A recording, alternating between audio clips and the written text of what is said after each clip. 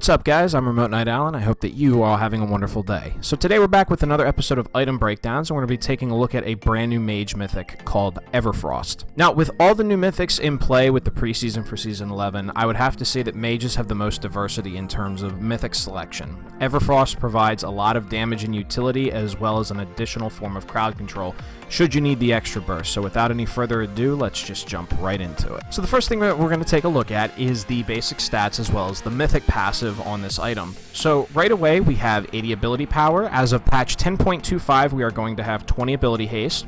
We have 200 health as well as 600 mana. So between the ability power as well as the mana, this tells us that this is a mage item.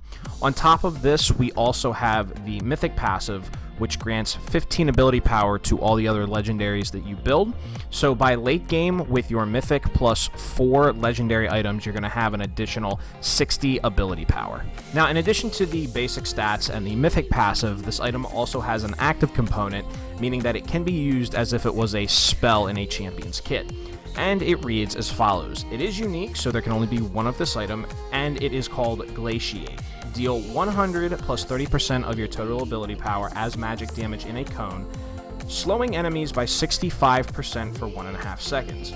Enemies in the center of the cone are rooted for the same duration instead, and this has a 20-second cooldown.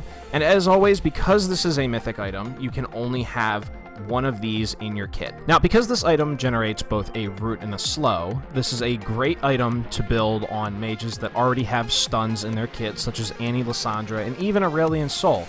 This is also a great option if you need any self-peel, so for example, if you're playing a champion like Xerath and you're against a heavy dive comp, this is great to give yourself some self-peel in addition to some already great damage stats. So now that we've covered the basic stats as well as the active for this item, I'm going to get into the proper build path of the epic items that build into Everfrost.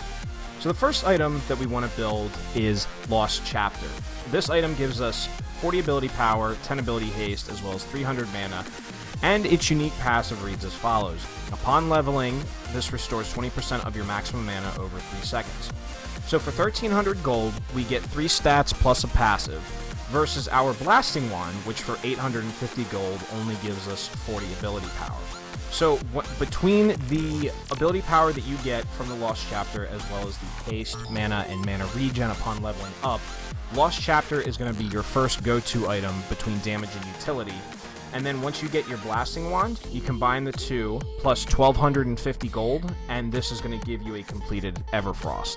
Now that we've covered the proper build path for this item, the next thing I want to get into is the visuals and animations that you'll see in-game when building and using this item. So the first thing we're going to look at is Lost Chapter, and very simply, as you can see here, when you level up, you get a blue swirl around you, noting the increased mana regen that you get upon leveling up, and you can also see above your spell bar, you get the little 3-second ticker for getting that mana regen. Now, when it comes to a fully built Everfrost, you can see here that when you prep the item to fire, you get a blue cone which indicates the damage and stun/slow area. Now, if you notice in the middle of the bar, there is a thickened rectangle that indicates the stun area. So everybody that is in the middle of that rectangle will be stunned, and everybody on the outsides to the left and to the right will be slowed. Now, because this is a Freljordian themed item, you can see in the following example that the enemies that are caught in the blue rectangle are stunned. They are encased in what looks like ice, and the enemies that are caught in the outsides of that rectangle and the rest of the cone have a frost animation around them. So when you're using this item and aiming it towards the enemy or enemies that you want to stun, you'll be able to tell the difference of the stun from slow, because the stun will encase the enemies in ice, and the slow will have them surrounded by like a frosty mist. Well guys, that's all I have for you today. With the preseason in full swing and all of the new items having been dropped, we have a great new option for mages if they need extra stun and burst damage, as well as self-peel if they're ever against hard dive comps. So if you're ever in a rough situation like that, look at picking this new item up for you. Don't forget to hit me up on Twitter, as well as for some awesome video game photography, hit me up on Instagram. And as always, guys, thank you very much for watching, and we'll see each other again real soon. Have a wonderful day.